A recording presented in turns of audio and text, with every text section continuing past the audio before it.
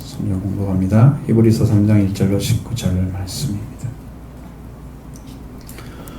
그러므로 함께 하늘의 부르심을 받은 거룩한 형제들아, 우리가 믿는 도리의 사도이시며 대제사장이신 예수를 깊이 생각하라. 그가 자기를 세우신 이에게 신실하기를 모세가 하나님의 온 집에서 한 것과 같이 하셨으니 그는 모세보다 더욱 영광을 받을 만한 것이다. 마치 집 지은 자가 그 집보다 더욱 존귀함 같으니라. 집마다 지은 이가 있으니 만물을 지으신 이는 하나님이시니라.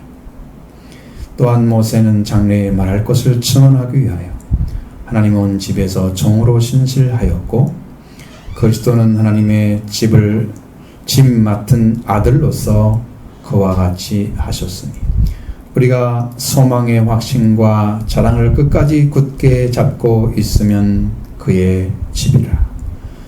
그러므로 성령이 이루신 바와 같이 오늘날 너희가 그의 음성을 듣거든 광야에서 시험하던 나를 거역하던 것 같이 너희 마음을 완고하게 하지 말라. 거기서 너희 열조가 나를 시험하여 증험하고 40년 동안 나의 행사를 보았느니라. 그러므로 이 세대에게 노하여 이르기를 그들이 항상 마음이 미혹되어 내 길을 알지 못한도다 하였고, 내가 노하여 맹세한 바와 같이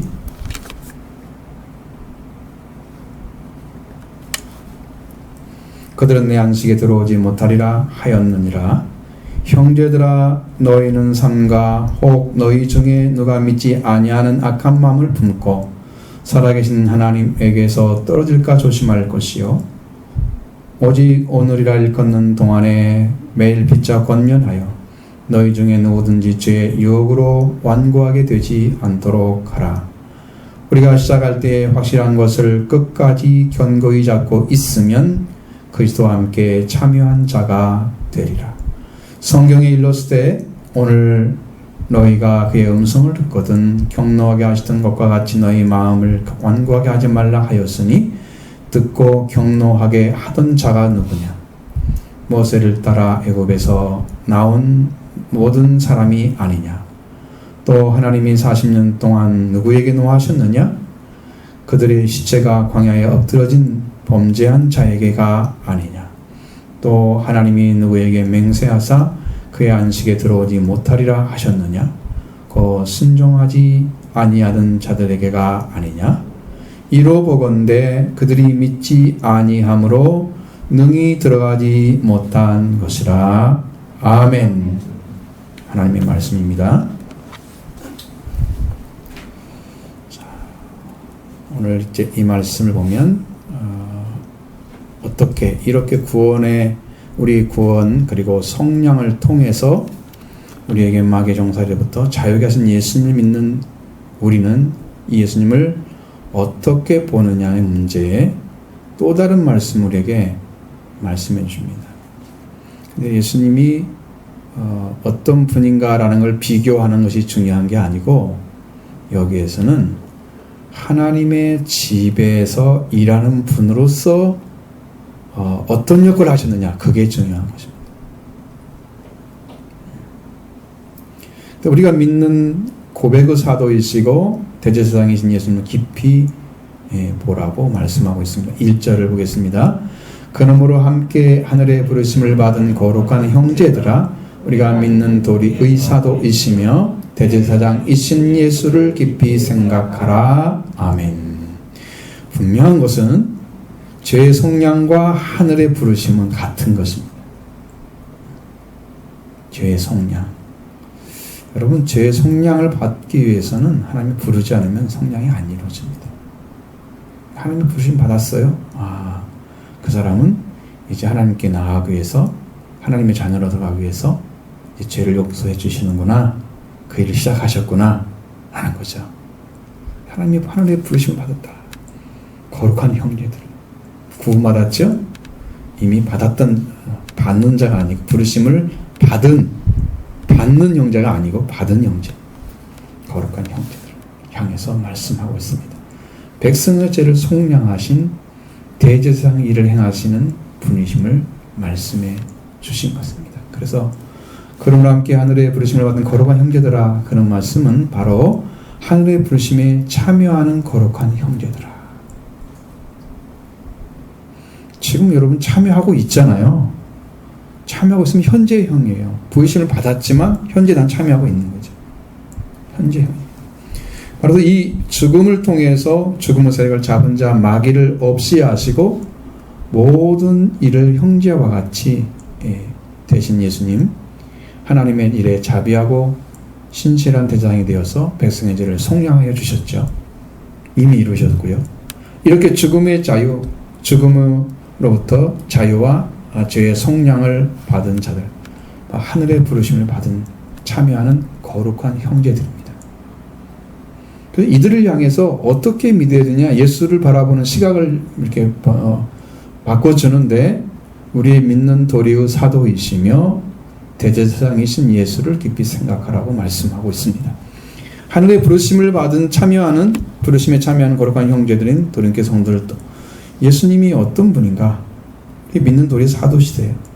이거 무엇을 얘기하는지, 그 대제사장이 어떤 걸 하시는지, 그 예수님을 여러분이 깊이 관찰하시고 깨닫게 되기를 원합니다. 사실 이 말씀에서 우리가 믿는 도리라는 것은, 도리라는 단어도 우리말에도 좀 일리가 있어요. 그런데 이 말보다는 우리의 믿음의 고백이신,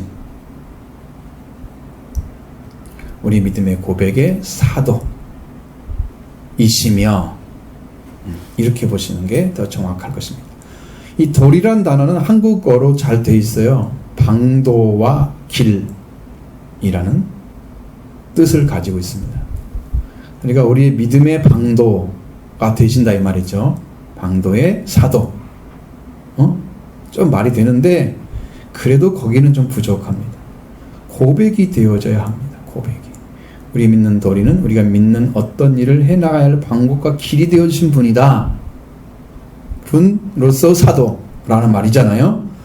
자, 근데 이건 고백이란 단어가 얼마나 더 정확하냐 그러면 사실대로 숨김없이 말한다 라는 말입니다. 그러니까 여러분은 믿음을 가졌는데 그 믿음을 사실대로 숨김없이 말하는 그분에 대한 사도, 그 예수님에 대한 사도에 대해서, 그렇게 예수님에 대해서 그 숨김없이 말할 수 있는 그 사도, 그분을 얘기를 하고 지칭하고자 하는 거죠. 도리란 말은 고백이란 단어와 많이 다른 것입니다. 그래서 확실하게 우리가 믿는 도리의 사도이신 예수 그리스도, 우리의 고백의 사도이시며, 자, 바로 이 말은 예수님이 보내심을 받은 자인 것을 생각하면 예수님도 하나님께서 보내신 사도라고 말하고 있는 거예요. 사도라는 말이 보냄을 받은 자입니다. 스스로 오는 사람들은 아니에요. 보냄을 받아야 됩니다. 파견된 자입니다. 그래서 아포스톨로스라는 단어는 전권이 위임된 자입니다. 위탁된 자, 전권이 위탁된 자. 그러니까 이 권세가 어마어마한 거예요. 권세가. 그럼 위탁이라는 것은 전권이라는 단어가 얼마나 큰 말이냐 그러면 맡겨진 일을 어떤 일을 책임지고 처리하는 일체의 권리입니다. 자, 너 이것 좀 하고 와라. 그럼 이 전체를 자기가 책임을 지고 처리를 할 수 있는, 어떻게 하든지 간에 그분이 처리하는 대로 끝나는 것이에요. 그게 끝이야. 또 다른 의미는 완전한 권리. 그래서 그분이 가진 권리는 완전한 권리죠. 완전한 권리. 하나님의 보내심을 받았는데 하나님의 정권을 가지고 오셨어요. 완전한 권리를 가지고 오셨어요. 사도예요. 그래서 사도. 자, 그래서 예수 그리스도가 하나님 우리의 믿음의 고백의 사도 분이신 거죠. 우리가 하나님의 정권을 가지고 오신 분으로 믿는 거죠. 그러니까 그분을 어떻게 영접하느냐라는 것은 구원과 직결되어 있습니다. 거기서 발견 못하면 모르는 거고요. 그분 발견하면 아는 거예요. 자, 그 다음에 대제사장인 예수님을 말씀하고 있습니다. 대제사장은 백성의 죄를 속량하시는 것이 목적입니다. 예수님은 대제사장이면서 속죄 제물이 되셨습니다. 십자가에 죽으심은 바로 속량을 위해서 죽으신 거예요. 그러니까 대제사장 되셨죠? 자기가 속죄 제물을 되시면서 대제사장의 역할을 하신 거예요. 그래서 이 두 가지 사역이 두드러지게 나타나는데, 하나는 사도로서 보내심을 받으시고 완전한 구원을 성취하셨던 그 예수님, 그걸 보라는 것이고, 제자들을 사도로 보내시기까지 완전하게 이루시고, 예수님은 세상 끝날까지 내와 함께 이겠다고 하셨기 때문에 그 사역이 지금까지 나타나고 있습니다. 사도의 사역이. 두 번째로는 대제사장의 사역을 하셨는데, 1년에 한 번씩 드렸던 속죄제사를 이제는 완전하게 하나님께 드리심으로써 백성의 죄를 속량하셨습니다. 그것도 자비하고 신실한 대제사장이 되셔서 이루신 거예요. 이 분을 깊이 생각하라. 자, 우리한테 뭘 요구하는 게 아니고, 자, 이 말의 단어는 더 깊은 의미는 그런 뜻이 아니고, 어떤 목적에 전심을 돌리거나 몰두하라는 말입니다. 이건 명령어거든요. 하라고 말씀하시는 거예요. 해봐라, 뭐 이렇게 생각해봐라, 그런 뜻이 아니고요. 이렇게 해 라는 명령이에요. 그러니까 여러분이 믿는 고백의 사도가 되시며 대제사장인 예수님이 어떤 분인가, 너는 그걸 전적으로 전심을 다해서 몰두해봐. 그분 어떤 분인가 찾아봐라. 그런 말씀이에요. 사도는 전권을 이용받고 확연된 받은 자. 그리고 바로 다음에 누가 나옵니까? 모세가 나오죠. 모세도 하나님께서 이집트에 있는 이스라엘 백성들을 탈출하게 하기 위해서 보내셨죠. 모세도 하나님 여호와께 보냄을 받은 자입니다. 예수님도 하나님께 보냄을 받은 자입니다. 이 둘을 비교하기 위해서 사도란 말을 사용하신 거죠. 사도라는 의미는 여기에 있고, 따로 이 말을 사용한 이유는 모세도 보냄을 받았고 예수님도 보냄을 받았다 그 말이죠. 똑같이 비교를 하려고 하는데 그것을 지금 이야기하고자 한다 그 말이에요. 목적이 여기 더 있는 거죠. 이렇게 사도라는 단어를 사용하신 거예요. 근데 예수님이 신실하심은 모세가 하나님 온 집에서 한 것과 같이 하셨다 라고 좀 말씀하시고 계십니다. 2절로 6절을 보겠습니다. 그가 자기를 세우신 이에게 신실하시기를 모세가 하나님 온 집에서 한 것과 같이 하셨으니 그는 모세보다 더욱 영광을 받을 만한 것이 마치 집 지은 자가 그 집보다 더욱 존귀함 같으니라. 집마다 지은 이가 있으니 만물을 지으신 이는 하나님이시라. 또한 모세는 장래에 말할 것을 증언하기 위하여 하나님의 온 집에서 종으로 신실하였고 그리스도는 하나님의 집을 맡은 아들로서 그와 같이 하셨으니 우리가 소망의 확신과 자랑을 끝까지 굳게 잡고 있으면 우리는 그의 집이라. 아멘. 자, 예수님이 자기를 세우신 이에게 신실하셨다고 했습니다. 옛날에는 충성하셨다고 써 있습니다. 그러니까 그게 안 맞는 말이에요.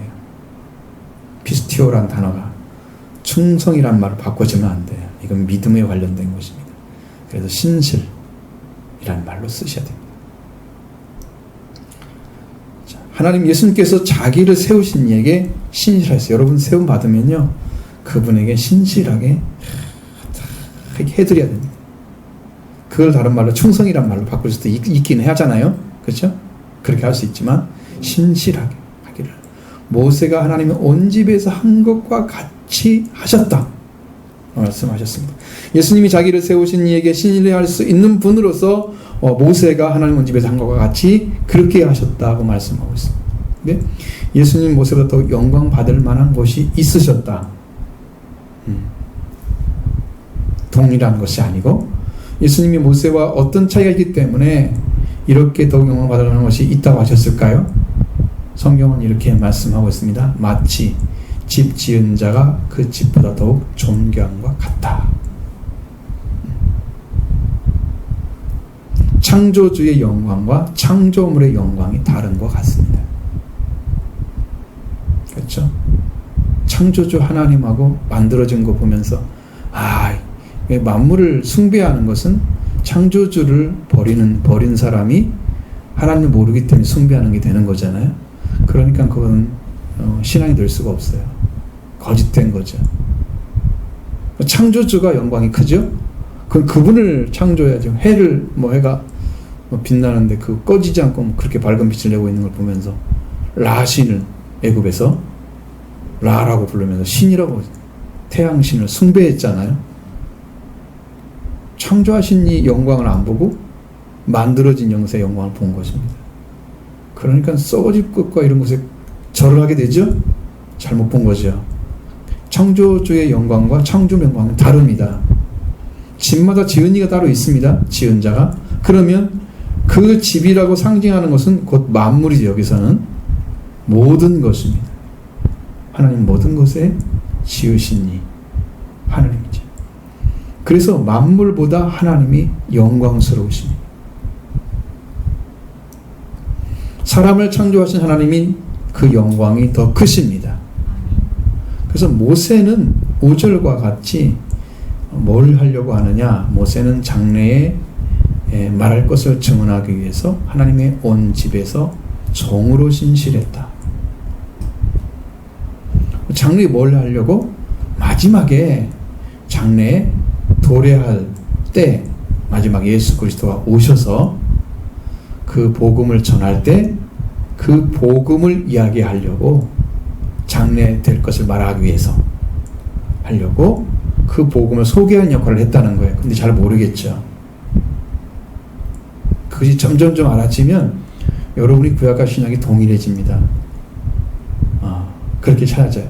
그러나 그리스도는 하나님의 집을 맡은 아들로서 그와 같이 했다. 말씀하고 있습니다.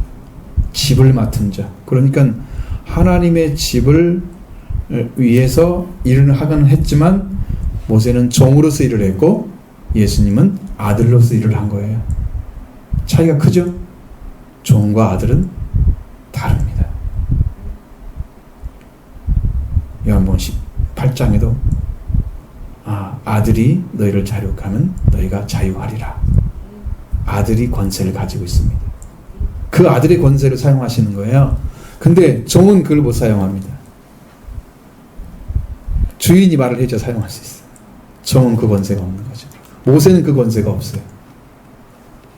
중부 역할만 하는 거예요. 하나님은. 그래서 집이란 말이 여기서 이제 예수님이 하나님께서 말씀하시는 집은 넓히면은 우주를 말하고 있잖아요. 만든 모든 것, 좁히면은 하나님이 선택한 백성들을 말하고 있습니다. 여기서 구약적으로 하나님의 집은 이스라엘 민족 전체를 가리키고 있습니다.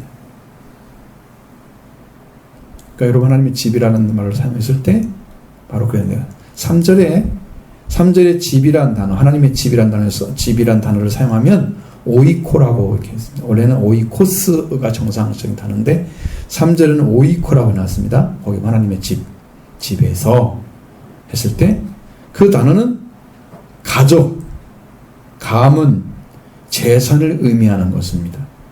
구약 성경에서는 이스라엘 민족을 전체를 가리킬 때 사용하는 단어가 되었습니다.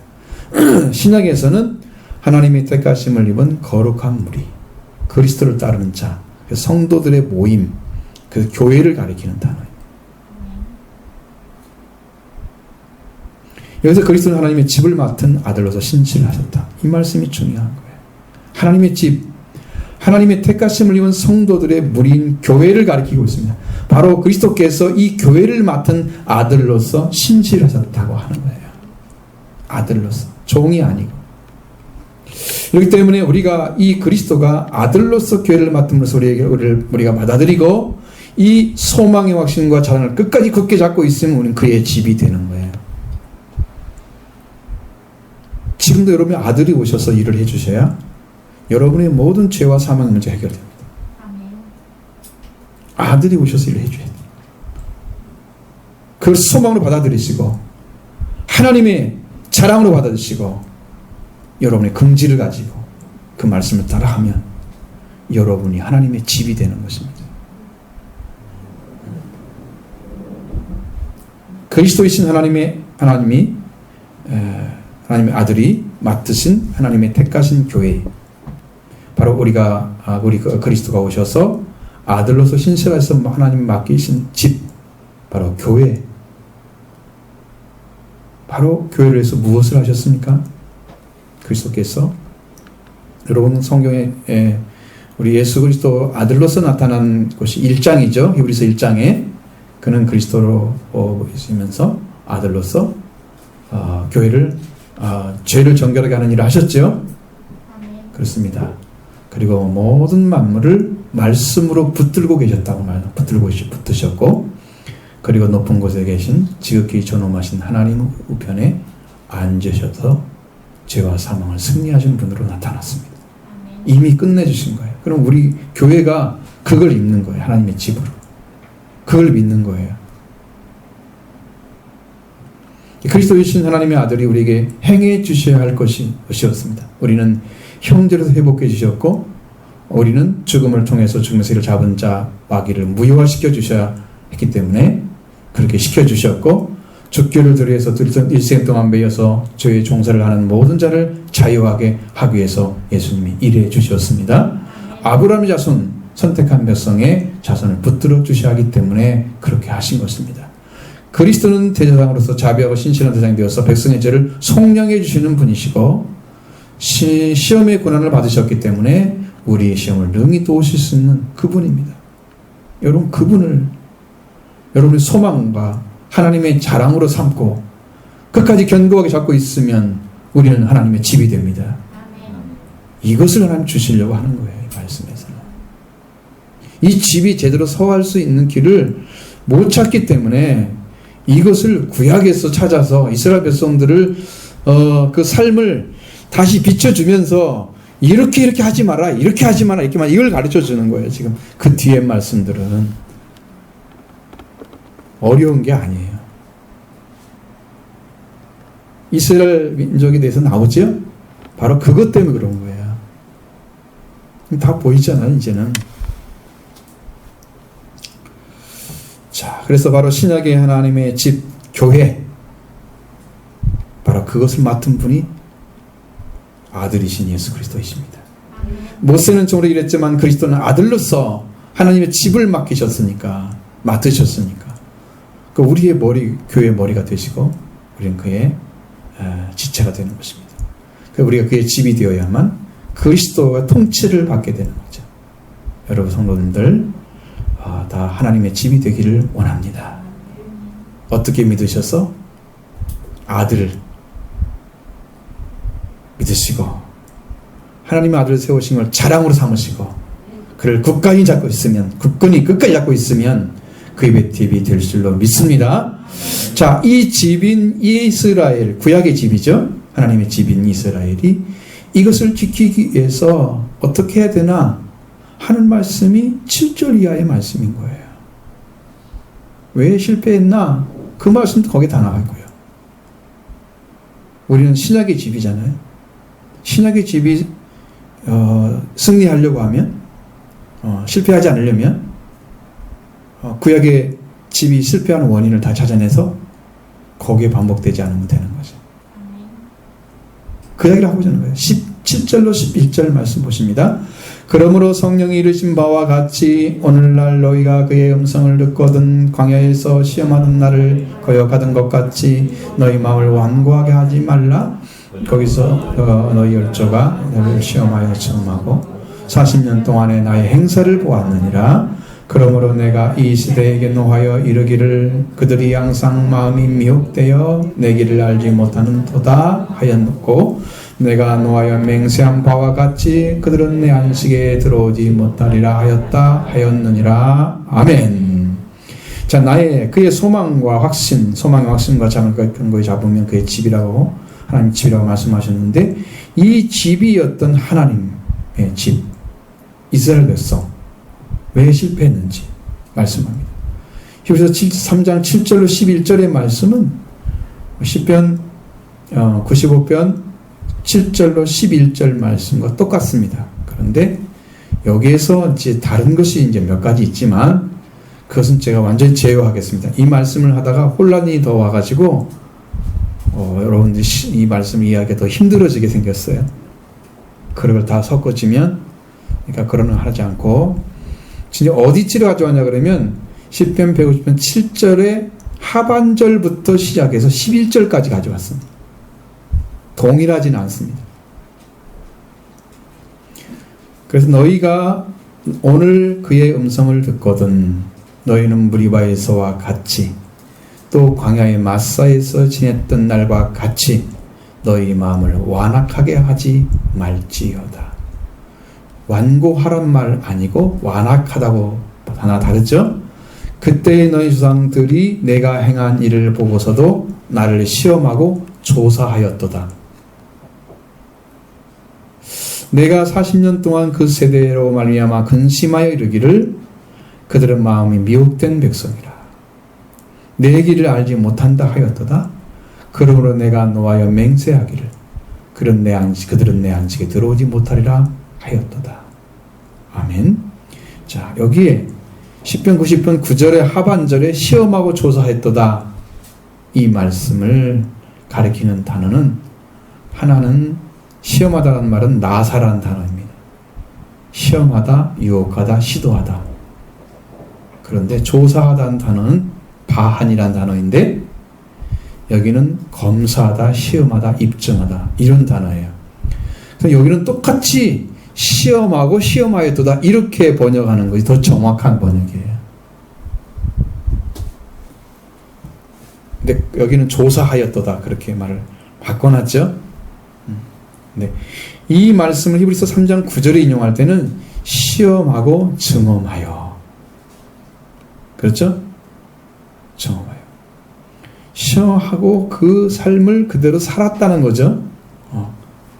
이렇게 사용했습니다. 7절 말씀과 같이 성령이 이르신 바와 같이 오늘 너희가 그의 음성을 듣거든 광야에서 시험하던 날에 거역하던 것 같이 너희의 마음을 완고하게 하지 말라 라고 말씀하셨습니다. 자, 광야에 있었던 이스라엘 백성들은 하나님께 들려주신 말씀을 듣고도 광야에서 하나님을 시험하였고 그의 마음을 완악하게 했다. 말씀을 들었는데 왜 완악해지고 완고해지고 왜 말씀을 거역합니까?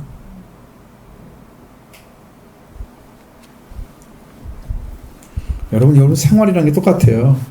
여러분의 생활이 지금 현대인의 생활과 그들이 그 광야의 생활은 다르죠? 다릅니다. 그런데 여러분 하나님의 음성에 들려오면 현대에 산다고 다 말씀 순종합니까? 현대에 산다고 해서 그들만 잘못됐습니까? 완고해지지 않습니까? 말 받아들이는 순간에 거역하지는 않습니까? 삶을 살아가면서 순종한 것 같으면 순종하지 않고 이런 거 훨씬 많잖아요. 그러니 이 말씀이 여러분에게 정말 심령을 치는 말씀이 되기를 원합니다. 8절에 완고란 단어를 사용합니다. 이 완고란 말은요 융통성이 없고 옳고 고집이 세다 그런 말입니다. 완고해, 너무 완고해. 최종적으로 고집이 세다는 말과 같은 의미로 사용하잖아요. 융통성이 없어요. 예를 들어 이스라엘 백성들이 물이 없어서 목이 말라 죽겠어요. 그러면 이렇게 땡볕인데 목이 말라 죽겠는데 왜 가게 말하십니까? 하고 목소리 지르고 막 지금 자 그럼 어떻게 해야 옳습니까? 그 하나님께 말씀드리죠. 하나님 지금 물이 필요해요. 하나님이 필요해요. 하나님 도움이 필요해요. 자, 하나님 물 좀 주세요. 힘들어서 여기 힘들어서 고통스럽습니다. 하나님께 요청을 하는 게 아니고 원망을 해버려요. 그냥. 모세를 향해서 그 권위도 도전하고 막 그러죠. 도움을 청하는 게 아니에요. 그래서 완고하다는 말보다도 완악하다는 말이 더 정확합니다. 점잖게 말한 게 아니었어요. 완악했습니다. 완악하다는 말은 성질이 억세서 고집스럽고 사납다 그런 뜻입니다. 그들이 그냥 지나간 말이 아니에요. 적당히 한 게 아니에요. 자기들 데리고 지금 가나안 땅에 데려가려고 하는데 그 힘든 상황 속에서 그 많은 사람을 끌고 가는 모세는 바라보지 않고 어떻게 순종해서 하나님이 편하게 해드리고 하나님 기쁨이 될까 이거 하지 않고 하나님 목적을 이뤄드릴까 이거 하지 않고 내가 힘든 것만 바라보는 거지. 목적이 분명하지 않고 믿음이 분명하지 않으면 상황을 보게 되는 거예요. 목적이 분명해. 이것 때문에 이 고통을 받아도 나는 가야 돼. 이게 가능한데 이 목적이 없거나 믿음이 없어요. 하나님 말씀이 이렇게 말씀 하나님이 하셨으니까 우리 순종하자 이렇게 해야 되는데 이것도 하지 않고 그냥 고집스럽게 억세게 성질이 억세고 고집스럽고 사납고 막 도전하는 거죠. 완악하다는 말이 더 정확한 단어예요. 번역.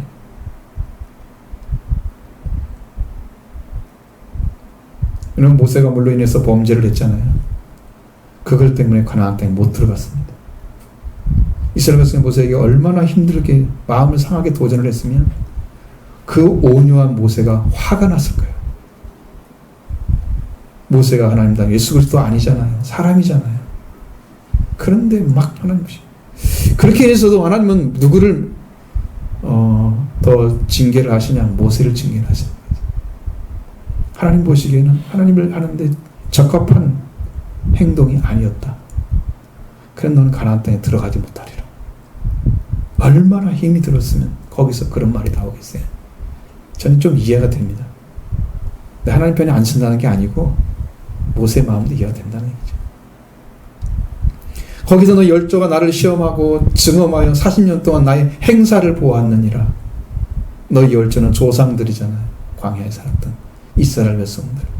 너희 조상들이 하나님을 시험했습니다. 그 다음에 거기서 실제로 경험을 한 것이 증험한 거예요. 40년 시험하면서 거기서 하나님이 일하신 걸 실제로 경험을 했어요. 증험을 한 거예요. 하나님이 하신 일을 다 봤습니다. 그러나 시험하던 자들이 하나님이 시험하는 자들이 바로 그들이었습니다. 40년 세월 동안에 하나님이 행하신 일을 다 보았음에도 불구하고 이 원망도 줄어들지 않고 순종하지 않았다. 이게 얼마나 아픈 일인지 모르죠. 그러나 불구하고 그들은 하나님이 화를 내게 하는 세대였다. 분하게 했다. 분노했다는 말은 화를 내게 했다는 말인데 그들이 하나님은 말씀하시기를 항상 마음에 미혹되어 내 길을 알지 못한다고 말씀하고 있습니다. 미혹이라는 것은 무엇에 마음에 홀려가지고 정신을 차리지 못하는 게 미혹된 것이죠. 하나님이 정하신 길이 무엇입니까? 이집트에서 가나안 땅에 인도하는 것이 하나님이 정하신 길이에요. 아브라함이 약속한 땅이잖아요. 약속의 땅이잖아요. 그래서 하나님의 백성이 탄생하고 그들로 인류를 구하는 민족이 되게 하기 위해서 하나님이 약속한 땅으로 그를 데리고 가고 있습니다. 근데 그 길을 알지 못하는 거죠. 하나님께서 아브라함에게 통해서 결정하신 거예요. 그렇게 하시는 하나님의 길을 지금 걸어야 하는 그 길은 인도를 받은 길, 하나님의 집 이스라엘 백성들이 걸어야 할 길이었습니다. 그래 그들은 하나님께서 가게 하시는 길을 알지 못하고 있었습니다. 그 길로 빨리 가야 하는데 터덕거리면서 말한도 계속 이러니까 일로 갔다 이사가고 일로 이사가고 일로 가고 41년 동안에 40 몇 번 동안 이사를 다녔어요. 100만 명이 넘는 사람들. 여러분 그 사람들이 어디다가 다 짐 폈다가 집 다시 세우고 가서 또 끌고 갔다가 세웠다가 얼마나 힘들었겠어요? 그 사람을 다 데리고 가는 건 얼마나 힘든 일이에요? 물론 하나님이 도와주시지만 안 하시면 뭐 100% 못하죠. 근데 그들의 마음이 미혹됐다고 말씀하고 있습니다. 무엇에 정신이 홀려고 있습니까? 말씀을 듣고 믿음으로 서 있었더라면 그들은 하나님의 길을 알고 따랐을 것입니다. 확실하게 하나님도 예배하고 땅도 확실하다는 걸 확인하고 하나님 말씀 주시는 말씀도 확실하다는 걸 말씀하고 하나님의 계획 가운데 들어가서 살았을 건데 그들은 그 길을 알지 못했다는 거죠. 이 말은 말씀에서 벗어나 있었기 때문입니다. 하나님을 떠난 자들은 미혹된 자들입니다. 아담과 하와가 선악을 악의 나무를 보았을 때 어떻게 보인지 아십니까? 먹음직도 했고 보암직도 했습니다.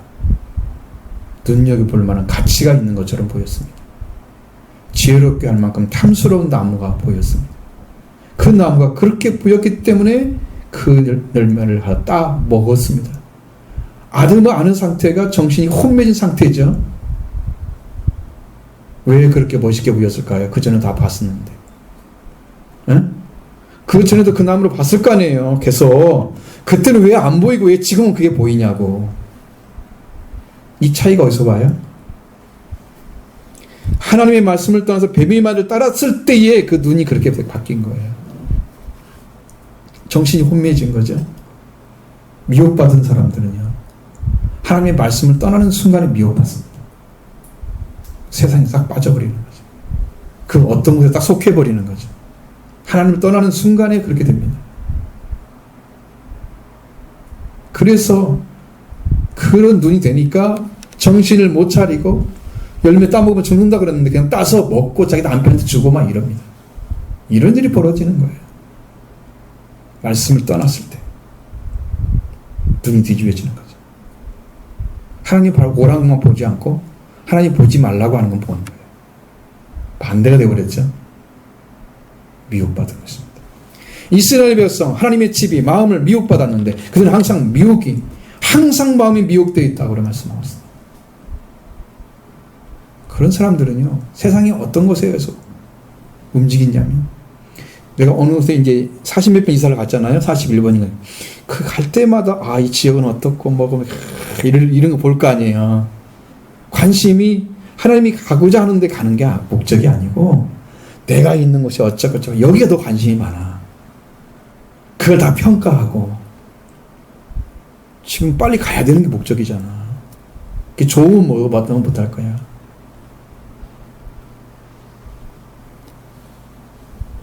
하나님 말씀에 집중하지 않고 하나님 말씀을 살려하지 않고 자기가 사는 삶을 더 중요시 여기는 말씀을 따라가면서도 그래서 원망 불평이 뜯어져 나오는 거죠. 조금 마음에 안 들면 원망하고. 말씀의 순종과 목적이 정확해봐요. 그런 일 생기지 않습니다. 우리 함께 기도합시다. 이때가 기도할 때입니다. 하나님께 엎드려야 됩니다. 그렇게 할 시간이에요. 그게 원망할 시간이 아니란 말이에요. 미혹된 자들이, 그러니까 하나님 가는 길을 알지 못하죠. 그 하나님께 노아와 맹세한 바가 같이 있네. 그들은 내 안식에 들어오지 못하리라 하신 거 말씀하신 거예요. 얼마나 보기 싫었으면. 하나님 말씀 더 자기를 하지 않고 하나님과 함께 쉬는 곳에 들어오는 건데, 그 들어오는 곳이 아니에요. 여러분, 이게 광야라고 하는 것은 일할 수가 없는 곳이잖아요. 일할 수 없는데 일을 해야 되는 곳이에요. 왜냐하면 먹을 것이 없으니까 하나님 주신 대로 아침마다 가서 만나를 따 와야 하잖아요. 주워서 오든지. 물도 지금 어디 나온 데가 없잖아요. 하나님 주시면 먹잖아요. 일을 해야 되잖아요. 일을. 자, 가나안 땅에 들어가면 정착이 딱 되잖아요. 그럼 내가 안정되게 그 땅을 파가지고 어느 정도 뭘 갈아놓으면 다 나고 조금만 일하면 먹고 살 수 있죠. 안식이 되죠. 그래서 가나안 땅이 안식의 땅이 되는 거예요. 광야는 일하는 곳이에요. 자기 일. 내 안식에 들어오지 못해. 가나안 땅을 얘기했어요. 그때는 영적으로 아니고 실제로.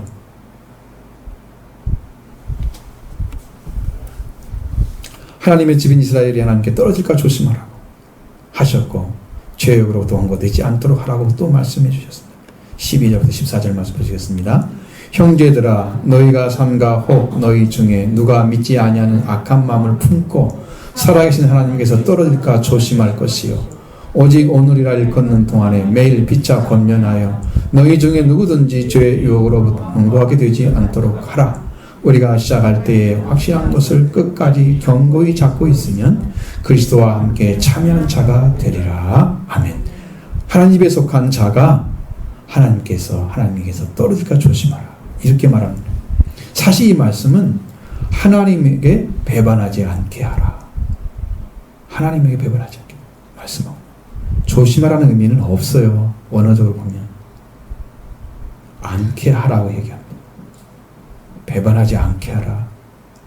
하나님을 배반하지 않게 하라는 얘기죠. 어떤 의미냐면 이런 거예요. 하나님께 붙어있는 자는 하나님께 가까이 있는 자죠. 그런데 하나님께 계신 곳에서부터 가장 자리에 있는 자들이에요. 끝이 있는 자리에 가장 가까운 곳, 가장자리. 그래서 하나님이 계신 것부터 다 멀리 떠져가지고 하나님 안에 들어있긴 한 것 같은데 곧 있으면 밖으로 나갈 수 있는 그런 자리에 있는 사람들 얘기하는 거예요. 지금. 제가 원어로 보니까 그렇게 나와 있어요. 정확하게. 그 위치예요. 거기에 있는 사람들. 이런 사람들이 배반할 수 있잖아요. 그래 그들의 불신하는 악한 마음을 품고 살아계신 하나님을 배신할 수 있습니다. 이렇게 되지 않도록 하라. 저 밖에 가까이 있는 사람들, 하나님 떠나고 싶은 사람들, 그냥 하나님 안에 있는 것처럼 살고 있는 사람들, 이 사람이 위험한 사람들이란 말이에요. 악한 마음을 품고 불신하는 마음을 가지고 하나님을 배신하지 않도록 하라. 얼마나 간절한 불신한 악한 마음을 품고 살아서 하나님을 배신하지 않게 하라고 명령하고 있는 거예요. 오늘 우리의 믿음을 그렇게 가지라는 거예요. 여러분부터 서로 그렇게 지켜가시기 바랍니다. 오늘 우리들이 해야 될 일이에요. 저 가에 떨어져 있으면 들어오세요. 들어가지 더 나가면 안 돼요. 경계선이에요. 들어오세요. 자, 서로 하나 안아주고, 응? 붙들어주고, 이렇게 서로 돕는 여러분들에게 원합니다. 오늘 일을 걷는 동안에 해야 될 일이 있습니다. 시편 95편 7절에 하반절에 만약에 오늘이라는 단어가 사용되어 있습니다. 여기 7절에도 오늘이라는 단어가 사용되어 있죠. 지금이 구원의 날이고 은혜 받을 만한 때다. 아직도 끝나지 아니한 오늘이란 날입니다. 구원이 계속되고 있는 한 오늘입니다. 구원이 끝나야 날짜가 끝나는 거예요. 오늘이 끝나는 것입니다. 이 오늘이라 일컫는 동안에 매일 빛과 권면에서 너희 중에 누구든지 죄의 유혹으로부터 완고하게 되지 않도록 하라. 여러분, 죄의 유혹이 뭡니까? 야, 너도 하나님 떠나. 네 마음대로 살아. 네가 살고 싶은 대로 살아. 그렇게 해주는 게 유혹이에요. 하나님 떠나는 게 유혹이에요. 죄의 유혹이라는 것이 바로 그것입니다. 하나님을 떠나서 마음이 완고하게 된다. 죄의 유혹을 받고 마음이 완고하게 되고 절망적인 상태에 있게 만드는 주체가 바로 죄라고 하는 존재입니다. 유혹을 받아 마음이 하나님 떠나고 싶어. 그리고 절망 상태에 빠뜨려. 이 주체가 죄라고 하는 거예요. 그 죄의 유혹을 받으면 그렇게 되어버립니다. 여러분, 하나님을 떠나게 만드는 유혹이 딱 오면 그때 기억하세요. 바로 이렇게 되는 거구나. 이러다 망하는구나. 그래서 우리가 신앙을 시작할 때에 확신한 것을 끝까지 견고히 잡고 있어야 됩니다. 그리스도를 믿기 시작할 때 확신한 것, 그것을 끝까지 잡고 있는 사람은 그리스도와 함께 참여하는 자가 됩니다. 그러면 하나님의 집에 속한 자인 것이죠. 왜? 그리스도는 하나님의 집을 맡은 아들로 일하셨잖아요. 그러니까 그리스도와 함께 일하는 것은 하나님의 집에 속한 자예요. 그래서 벗어나지 않는 거예요. 만약 이거 벗어나면 처음에 시작할 때 여러분이 믿었던 믿음이 뭔가를 찾아내세요. 내가 처음 시작할 때 교회만 다니라 그랬나? 예수 믿는 걸 안 가르쳐줬나? 어떻게 믿으세요? 어떤 예수님 찾으세요? 가르쳐주지 않았으면 그건 또 모를 거죠. 그것도 이제 두 번째 문제고, 여러분이 하나님께서 말씀으로 찾아주신 것이 있으면 그걸 붙잡으라 이 말이에요. 끝까지 붙잡으세요. 괜찮아요. 성경 한 절도 괜찮습니다.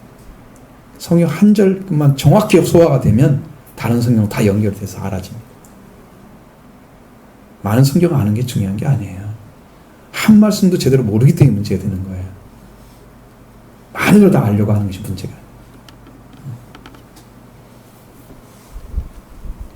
자, 우리가 믿는 건 그리스도의 주신 것이고 그를 믿는 것이 확실한 것이고 그리스도와 이루어진 것을 믿는 거예요.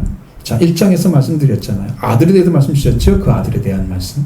2장에서는 큰 구원을 주셨죠. 그리고 구원의 창시자로 예수님 오셨잖아요. 그 예수님 붙드시는 거예요. 여러분의 심령 가운데 그걸 시작할 때 그걸 붙잡는 거예요. 지금까지 한 번도 그 길을 열어놓지 않던 구원의 길을 열어놓지 않았던 그 길을 열어놓으신 예수 그리스도, 그분이 구원의 창시자이십니다. 형제의 사랑을 완성시켜서 형제의 마음을 찾게 하신 예수 그리스도, 큰 구원을 이루신 분이 있습니다. 그분을 붙잡는 거예요. 그래야 그리스도와 함께 참여한 자가 되는 것입니다. 이렇게 해야 우리를 위한 것이죠. 영생을 얻기 위해서 출발하는 날입니다. 다시 시편 95편 말씀을 인용해서 말씀하고 있습니다. 5절부터 19절의 말씀 보겠습니다. 성경에 일렀을 때 오늘 너희가 그의 음성을 듣거든 경노하게 하시던 것 같이 너희 마음을 완고하게 하지 말라 하셨으니 듣고 경노하시게 하던 자가 누구냐? 모세를 따라 애굽에서 나온 모든 사람이 아니냐? 또 하나님이 40년 동안 누구에게 노하셨느냐? 그들은 십자가 광야에 엎드려진 범죄한 자에게가 아니냐? 또 하나님이 누구에게 맹세하사 그의 안식에 들어오지 못하리라 하셨느냐? 곧 순종하지 아니하던 자들에게가 아니냐? 이로 보건대 그들이 믿지 아니함으로 능히 들어가지 못한 것이라. 아멘. 자, 10번 보면 10편 95편 7절 하반절부터 8절 말씀 그대로 가져왔습니다. 또 아빠 읽었던 것들이에요. 했던 말씀드립니다. 오늘 너희가 그의 음성을 듣거든 경노하게 하시는 것까지 너희 마음을 완고하게 하지 말라. 일단 그의 음성이 들려오면 여러분 말씀을 그대로 받아들이고 믿으시기 바랍니다. 완고하게 가져이르는 순간 내 마음에 생각을 가지고 그걸 판단하는 순간 이미 상처가 된 거예요. 말씀 상처를 만들어낸 거예요. 그대로 안 믿습니다. 내가 원하는 대로 해석해서 믿고 말아요. 여러분의 해석은 필요 없습니다. 말씀대로 살아져야 됩니다. 우리가. 그래서 일단 그의 음성이 들려오면 먼저 받아야 그의 음성 앞에 완고해서 융통성이 없고 올곧고 고집이 센 그런 상태잖아요. 마음이. 그렇게 받아들여서 내가 생각한 게 맞아. 붙잡고 있잖아요. 완고해지죠. 마음을 그렇게 해서 그 완고한 마음을 깨트리는 방법이 뭐냐? 그러면 말씀이 나를 지배하게 되면 완고한 마음도 부인됩니다. 받아들여질 때. 그의 말씀을 듣고 나서 자꾸 경노하시는 자들. 그러니까 그 완고해졌다는 것은 말씀을 듣고 말씀이 나를 지배하게 하는 게 아니고 내가 그 말씀을 지배하려고 하는 거예요. 대립되는 거죠. 하나님 말씀 다시 지배 받으시겠어요? 받으실 리가 없죠. 나는 내가 심판하지 않는다. 마지막 날에는 내가 말한 말씀이 너를 심판할 것이다. 말씀은 심판하지 우리에게 지배받지 않습니다. 절대로. 그런 일 생기지 않아요. 말씀에 대립한 여러분이 말씀을 듣고 그의 말씀에 순종해서 자기를 부인하는 자가 되어져야 그때야 비로소 예수님을 따르게 되는 거예요. 아멘. 거기서 바뀌어야 되는 거예요. 이렇게 나가시기 바랍니다. 광야에서 하나님의 음성을 듣고 그 하나님의 경노하시는 자가 누굽니까? 그들은 당연히 출애굽한 하나님의 집 이스라엘 백성들이었습니다. 그들은 모세를 따랐던 자들입니다. 하나님이 온 집에서 신실하였던 것이 바로 이것을 말합니다. 광야에서 이집트에서 시작해서 이스라엘 백성들이 가나안 땅에 들어가기 직전까지 모세가 인도했죠. 그게 하나님의 집을 신실하였다는 말씀이에요. 하나님의 집에 신실하였고 하나님의 일을 맡은 종으로서 신실하였고 그것을 말하는 거예요. 이스라엘 백성이 이집트에서 출발했을 때 했던 것 바로 그것과 광야의 이스라엘 백성들의 원망과 거의 그걸 다 덮어내고 하나님께 엎드리고 이 신의 산에 시킴을 받을 때 금성하게 만들었던 죄로 인해서 많은 백성들이 피는 흘렸지만 모세로 인해서 죽음을 면했고 수많은 일들을 했잖아요. 모세가. 그게 모세가 하나님의 온 집에서 종으로서 신실하였단 말이에요. 그 말씀 여기서 앞에서 전하면 어떻게 다 하겠어요? 여기서 들어야 딱 맞죠? 이렇게 쓰고에서도 하나님께서 경노하셨던 자들은 모세를 따라왔던 애굽에서 나온 사람들이었다. 그들은 가나안 땅에 들어가지 못하고 40년 동안 하나님을 화나게 한 자들이었다. 경노란 말은 화가 나게 한단 말입니다. 하나님께 기뻐하는 백성들이 아니었다고 하는 거죠. 제가 그들에게 볼 때 딱 무슨 모습이 보이냐면요, 회개하는 모습은 한마디도 없습니다. 참 원망불평만 합니다. 회개하지 않는 자들은 말씀을 안 믿기 때문에 회개하지 않는 거예요. 하나님이 없는 거예요. 하나님 두려워하지 않는 거죠. 광야에서 엎드린 사람이 누굽니까? 그들은 십자가 광야에 엎드린 자가 누구였습니까? 여러분, 학자들에 의하면 하나님께서 더 들어가게 하시는 백성이 이집트에서 출발해서 가나안까지 가는데 아무리 늦게 가도 150만 명이잖아요. 그 사람들이 가야 하기 때문에 뭐 며칠 안에 못 가요. 약 2년여 걸린다고 합니다. 학자들의 계산에 의하면 2년여면 들어가면 충분히 빨리 들어가죠. 근데 40년이 지나도 못 들어갔어요. 광야에서 다 엎드려졌습니다. 출애굽기 38장 26절에 거기에 보면 계수된 자가, 이집트에 출발해서 계수된 자가 60만 3,550명이었습니다. 60만 명의 장정만 20세 이상이죠. 이집트에서 나올 때 20세이었던 자들이 40년이 흘러 다시 광야에서 죽고 다시 태어난 자들도 계수가 됐습니다. 근데 출애굽기 민수기 26장 1절로 2절에 보면 연병 후에 여호와께서 모세와 아론의 제사 아들 엘르아살에게 말씀하여 이르시되 이스라엘 자손의 온 회중 총수를 그들의 조상의 가문에 따라 조사하되 이스라엘 중에 20세 이상으로 능히 전쟁에 나갈 만한 자를 계수하라, 이렇게 말씀하셨어요. 계수를 했어요. 그게 보니까 계수된 자가 60만 7,130명이었어요. 숫자 거의 비슷하죠? 광야에서 그 사람 다 죽고요. 새로 태어난 사람들이에요. 어떤 사람은 안 죽었냐면 20세 이하는 안 죽었어요. 20세 이상은 40년 동안 지나면서 광야에서 다 엎드려졌습니다. 시체가. 바로 그들이에요.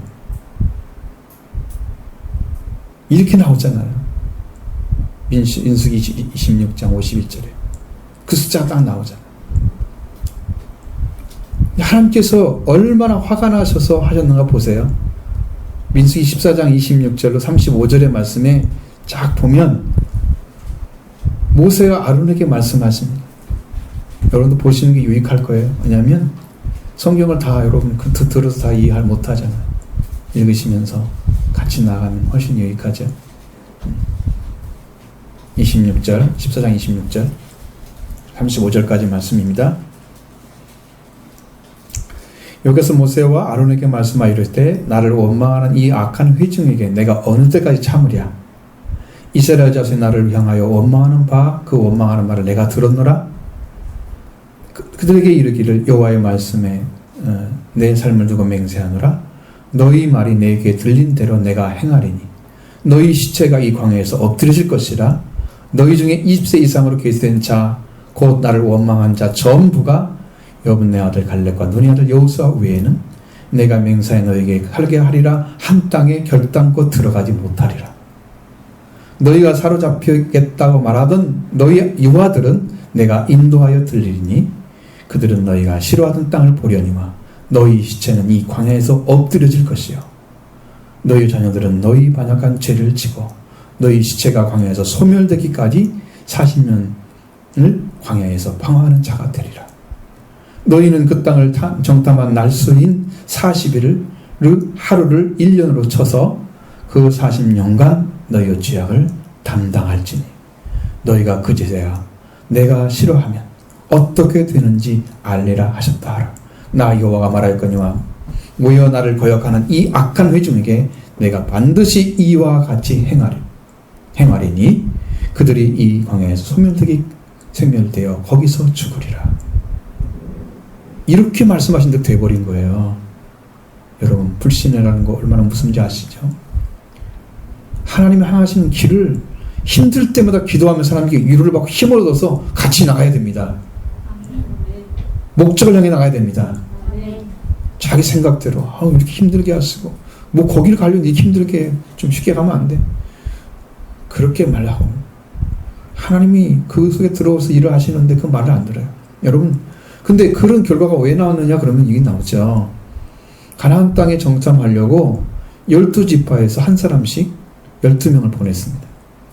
그들이 40일 동안 정탐하고 바란 광야 가데스에 돌아왔습니다.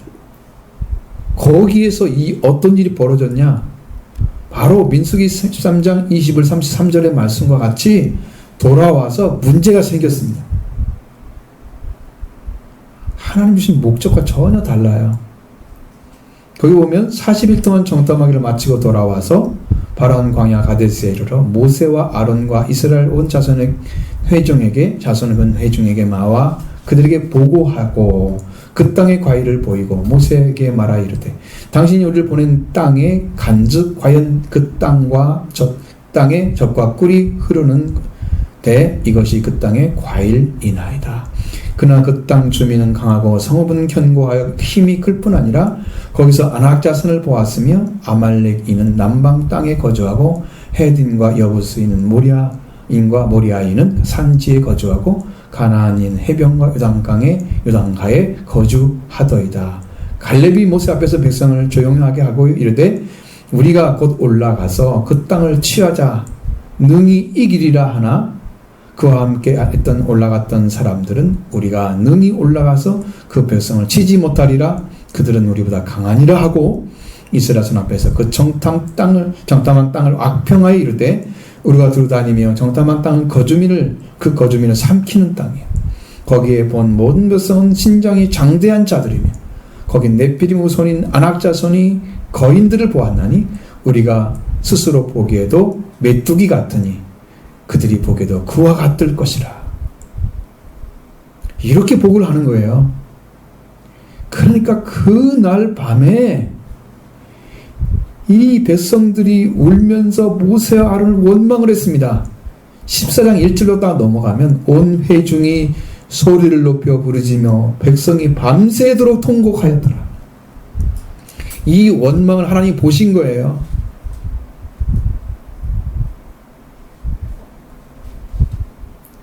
하나님이 주신 땅, 그 사람들이 크든지 말든지 그거 상관없는 거예요. 그럼 나중에 40년이 어떻게 들어갔어요? 40년이 어떻게 들어갔어요? 그 아낙 자손이 있는데. 이스라엘 땅 안 될 거 아니에요? 거기 들어가려면. 이 소리를 들으시고 말씀하신 것이 민수기 14장 16절 35절의 말씀이에요. 여호수아 갈렙 외에는 가나안 땅을 밟지 못한다고 말씀하셨죠. 히브리서 3장 17절 말씀과 같이 그들의 시체가 누굽니까? 광야의 시체에 엎드려진 자가 누굽니까?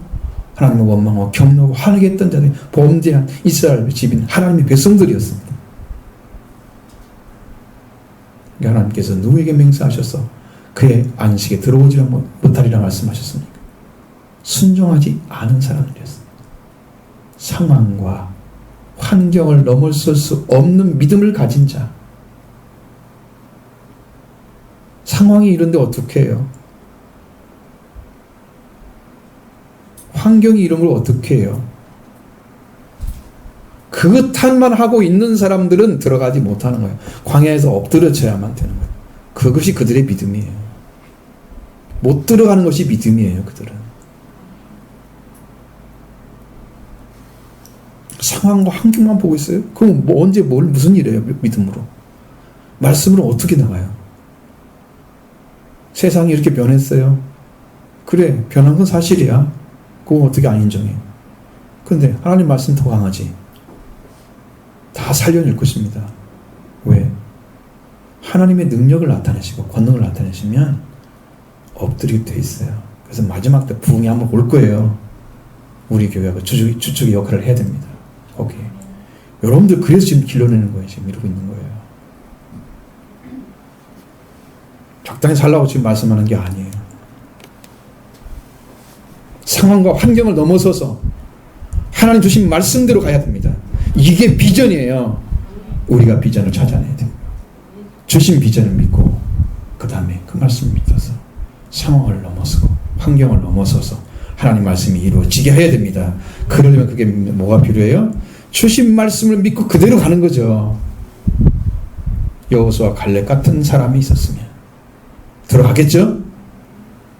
백성들은 많은 사람들이 안 된다고 10사람이 하니까 5개 원칙에 의해서 여호수아 갈렙은 완전히 묻혀버리고 10사람 한 것이 더 큰 말이 돼가지고 그들이 밤새도록 통곡을 하면서 하나님 원망, 모세 원망 이런 거예요. 믿음이 없었기 때문이죠. 순종하지 않는 자들은 그렇게 되는 거죠. 어떤 상황이 올 때 하나님 은혜를 구하고 하나님께 나아가는 자, 회개하는 도움을 찾는 자가 누굽니까? 믿음을 가진 자입니다. 순종하지 않은 자는 하나님 맹세하고 내 안에 내 안식에 들어오지 못하리라고 하셨습니다. 믿음이 없기 때문에 말씀을 받아들이지 못하고 말씀을 받아들이지 못하니까 순종하지 못하는 거예요. 믿음 때문이에요. 말씀을 좀 믿지 않으면 거기서 끝나는 거예요. 다른 행동 볼 것이 없어요. 그 안에 말씀이 없는데 무슨 뭐가 필요해요? 뭐가 나와요 행동이? 순종을 뭘로 해요? 말씀이 와야 하지. 말씀이 들어오는데 거역하고 자기 완고한 마음대로 생각해버려요. 마음대로 판단하고 안 돼. 하나님은 된다는데 너는 안 된대. 넌 여기서 죽어. 안 되는 분은 거기 죽어야지. 어디 갈 게 있어요. 하나님 뭐 가나안 땅에 왜 보내요? 그런 걸 가가지고 어떤 일도 망치라고.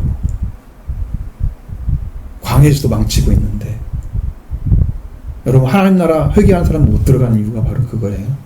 천국에 가서 하나님 나라를 어지럽힌 사람 누구겠어요? 말씀 순종하지 않는 자들이죠. 그런 사람 천국에 보내봐요. 어떤 일이 벌어지겠노? 그게 천국 못 갑니다. 이 성경의 원리예요. 원리.